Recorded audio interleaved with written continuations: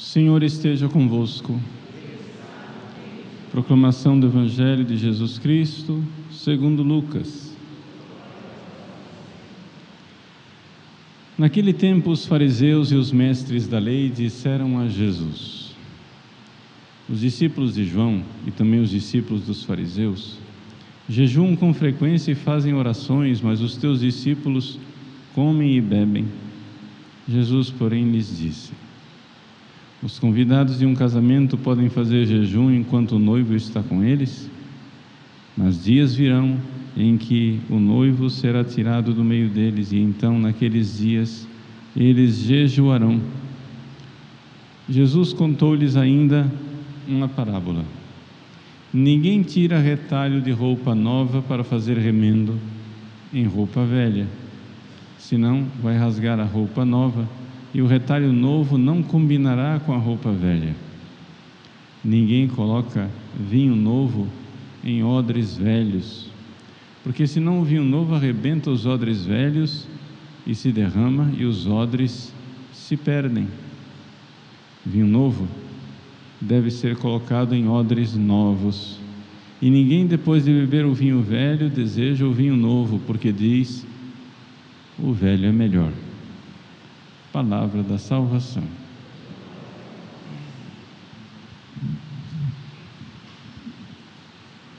Meus queridos irmãos e irmãs, celebramos a memória de São Gregório Magno. São Gregório foi um papa que viveu num período bem difícil da história da Igreja, porque era o início da Idade Média. Roma, a cidade dos papas, no tempo áureo do Império Romano, tinha cerca de 1 milhão de habitantes. No entanto, depois das várias invasões dos bárbaros, a cidade foi ficando um lugar inseguro, as pessoas foram se retirando e a maior parte da grande cidade estava reduzida a ruínas. De 1 milhão de habitantes, Roma, na época de São Gregório Magno, tinha mais ou menos 100 mil habitantes. Então vocês imaginem uma cidade onde caberiam 10 vezes mais pessoas, mas tem 10 vezes menos. Os bárbaros vieram, destruíram um pouco tudo, e não somente isso, terremotos que terminavam de destruir o que os bárbaros não tinham destruído, enchentes e peste. Esta era a situação calamitosa, civilmente falando, humanamente falando, da cidade de Roma. Então, Gregório, leigo, pertencente a uma família cristã, prestigiosa, foi eleito para resolver esse problema, não eleito papa. Com 30 anos de idade, Gregório foi eleito prefeito de Roma.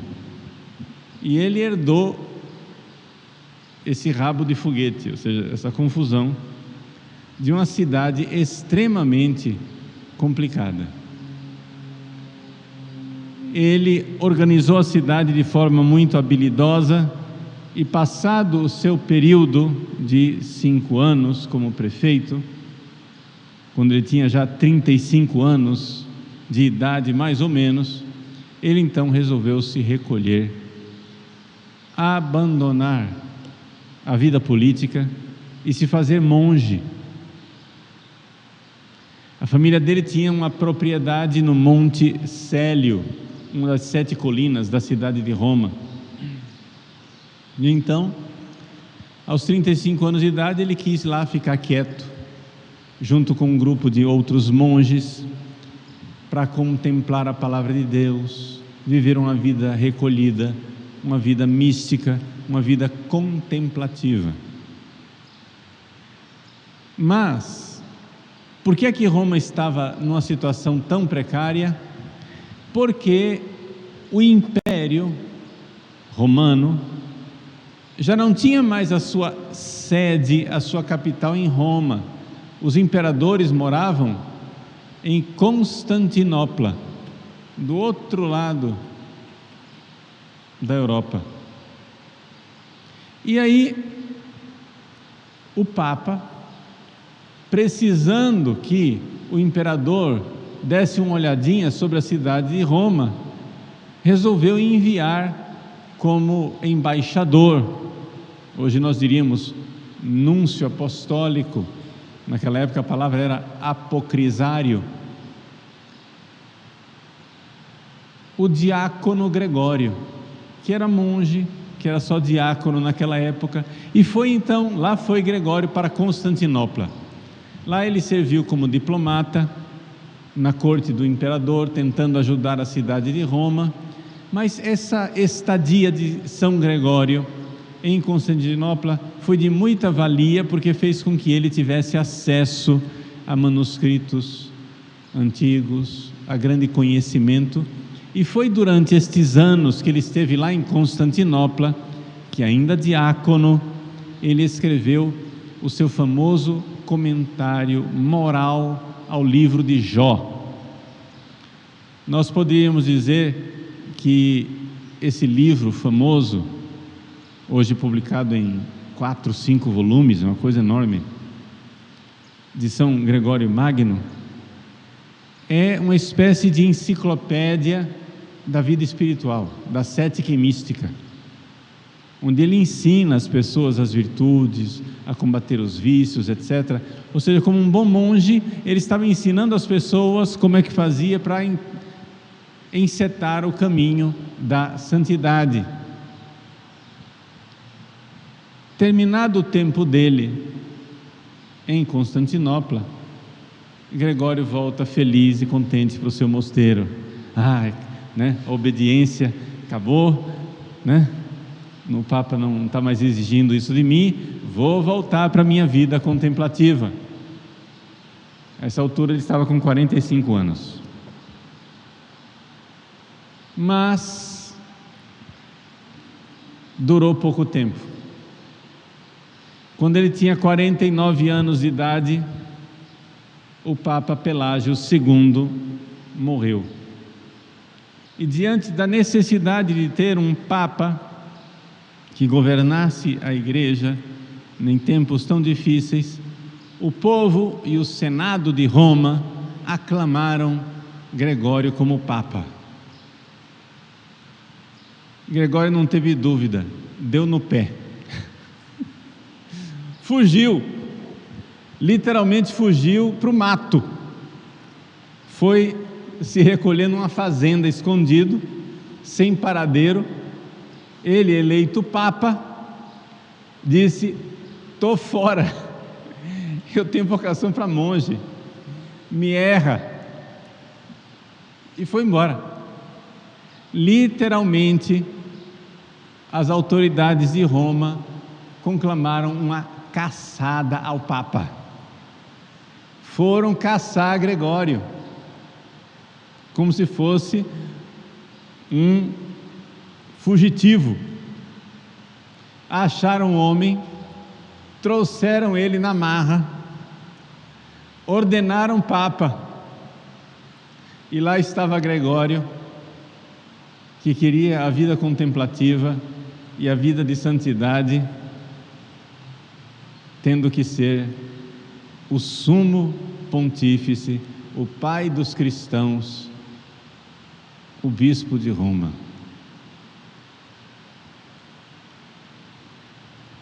Foi o homem providencial para a cidade de Roma, porque Roma entrou em novas convulsões sociais depois de mais uma enchente, onde o rio Tibre alagou as partes baixas da cidade. Veio uma grande peste, uma epidemia. Gregório então convocou o povo para rezar e instalou no coração do povo de Roma uma grande devoção a Nossa Senhora. Uma imagem que depois ficou conhecida como Salus Populi Romani, ou seja, Nossa Senhora, a salvação do povo romano. Ele com um ícone de Nossa Senhora, que segundo a lenda, a tradição, teria sido pintado pelo próprio São Lucas, o cantor da Virgem Maria, o evangelista da Virgem Maria. Ele fez procissões pela cidade. Enquanto ele fazia procissões, muitas pessoas, durante as procissões, caíam mortas. Era peste, estavam doentes, não aguentavam. Até que, numa dessas procissões, enquanto ele passava perto do antigo mausoléu do imperador Adriano, que hoje é conhecido como Castelo do Santo Anjo, por causa desse episódio que eu estou contando, São Gregório Magno viu um anjo, o anjo da ira de Deus, pegar a espada e colocá-la de volta na bainha. Era o castigo divino que cessava com aquelas procissões pela intercessão da Virgem Maria. E então São Gregório Magno ouviu os anjos cantando os louvores da Virgem Maria, dizendo: Rainha do céu, alegrai-vos, aleluia. Regina Caeli letare, aleluia. Quia quem meruisti portare, aleluia. Resurrexit sicut dixit, aleluia. Rainha do céu, alegrai-vos, aleluia, por aquele que merecesse trazer em vosso seio, aleluia, ressuscitou como disse, aleluia. Esse hino que nós estamos acostumados a cantar no tempo da Páscoa, essa antífona mariana, foi dada pelos próprios anjos no final de uma procissão em que a peste, tinha abandonado a cidade de Roma. Então o Papa São Gregório Magno, ao ouvir esse canto dos anjos, acrescentou: Ora pro nobis Deum, aleluia. Rogai a Deus por nós, aleluia. Vejam, o que é que nós podemos aprender da vida de São Gregório Magno? Nós podemos aprender que, número 1, como São Gregório devemos estar dispostos a deixar tudo por amor a Cristo. Ele, ao contrário do jovem rico, ele que era rico, importante, prestigioso, politicamente poderoso, deixou tudo para seguir a Cristo na vida monástica. Essa disposição ao despojamento.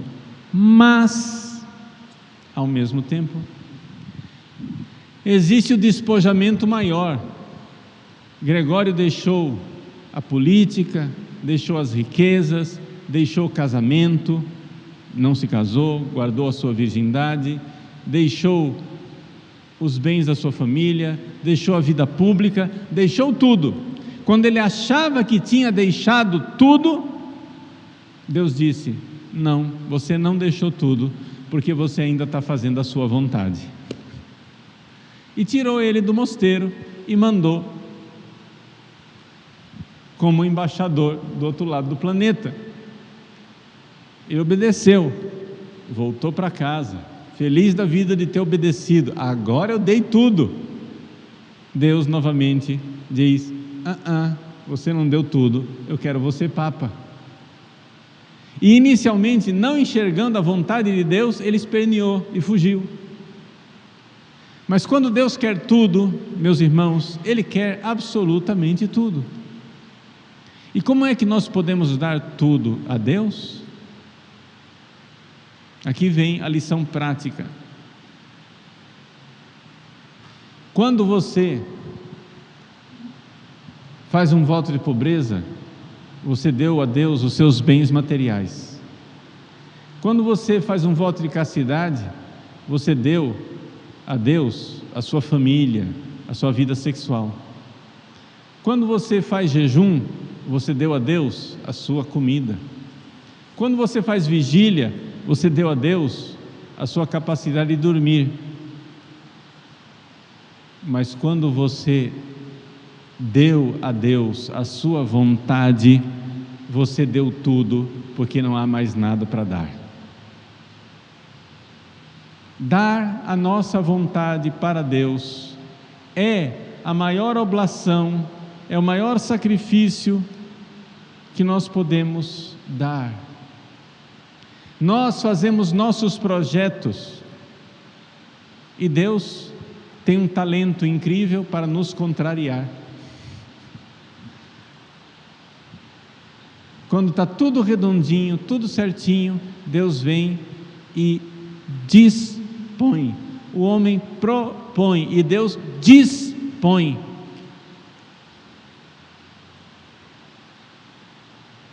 Deus diz: tá bom? Renunciou tudo?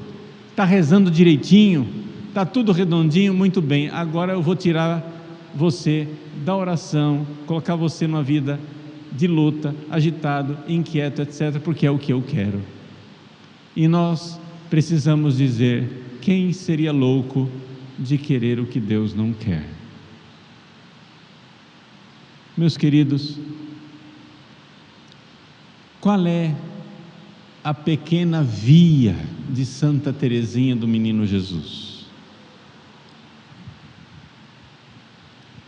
É nós identificarmos quando durante o nosso dia coisas pequenas, ou às vezes grandes, contrariam a nossa vontade. Mas nós vemos que aquela coisa que contraria a nossa vontade é uma vontade manifesta de Deus. Vamos dar um exemplo corriqueiro, banal. Em Cuiabá está quente para chuchu. Quem está assistindo pelo YouTube não sabe que em Cuiabá está seco, esfumaçado, não tanto quanto o ano passado, graças a Deus, mas fumaça, secura, 15% de umidade. Como diria o nordestino, um calor da peste. E o que é que nós gostaríamos nesse momento? Chuva, para amenizar a secura, baixar a fumaça, abrandar o calor. Estamos rezando pela chuva, estamos pedindo para Deus chuva, ainda mais pela crise hídrica do país inteiro, que venha chuva. Mas é que agora, neste momento, nesse dia 3 de setembro, dia de São Gregório Magno, às 6 e pouco da manhã, em Cuiabá, nesse momento não tem sinal de chuva. E o que eu tenho que fazer é abraçar a vontade manifesta de Deus. Minha vontade quer chuva, a vontade de Deus, eu não sei daqui a 1 hora, eu sei que agora Ele não quer chuva. E isso me contraria. Estou dando um exemplo banal, tem mais coisas contrariando a gente, tem coisas mais graves contrariando a gente. O maior drama da minha vida nesse momento não é a chuva de Cuiabá. Estou dando um exemplo banal. Mas a vontade manifesta de Deus é que Ele não ouviu as minhas preces por chuva, e agora, nesse momento, nesse minuto, nesse segundo, não está chovendo. E eu tenho que pegar a minha vontade e conformar com a vontade de Deus, porque é vontade manifesta de Deus. É vontade manifesta de Deus que Ele não quer que chova agora. Daqui a 1 hora eu não sei. Agora minha vontade está contrariada.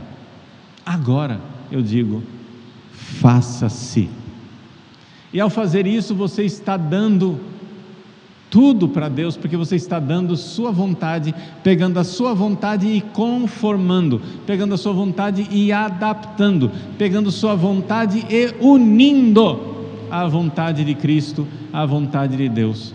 Agora tem a secura do tempo, tem coisas mais graves, como por exemplo, a secura espiritual. Ele está querendo tirar você da secura espiritual agora. Se parece que não, queira então a secura espiritual. Tem coisas mais graves, uma doença na família, uma dificuldade econômica,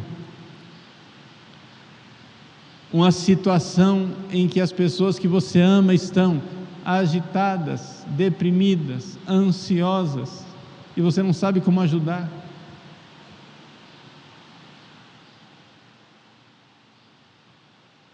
Situações onde nós não conseguimos resolver tudo. Deus, que nos ama, que é bom, como qualquer pai que é bom, Ele não faz as nossas vontades, Ele faz o que é melhor para nós. Agora o problema é que nós não enxergamos isso. Por quê? Porque Ele é sábio, mas nós somos ignorantes. Ele é bom, mas nós somos maus. Ele é poderoso, mas nós somos impotentes. Agora, você é doido, você é doida de entregar a sua vida nas mãos de uma pessoa ignorante como você, ao invés de entregar nas mãos de alguém que é sábio? Entregar a sua vida nas mãos de uma pessoa má como você, ao invés de entregar nas mãos de uma pessoa boa? De entregar a sua vida nas mãos de uma pessoa impotente como você, ao invés de entregar a sua vida nas mãos de uma pessoa poderosa? Deus é sábio, bom e poderoso, nós somos ignorantes, maus e impotentes. Não entregue sua vida nas mãos de uma pessoa ignorante, má e impotente. Entregue a Ele, conforme sua vontade. Renuncie seus caprichos e aceite as vontades manifestas de Deus. As vontades manifestas de Deus não acontecem muitas vezes em grandes atos heróicos. Às vezes estão na heroicidade da coisinha pequena no dia a dia. Aquele incômodozinho.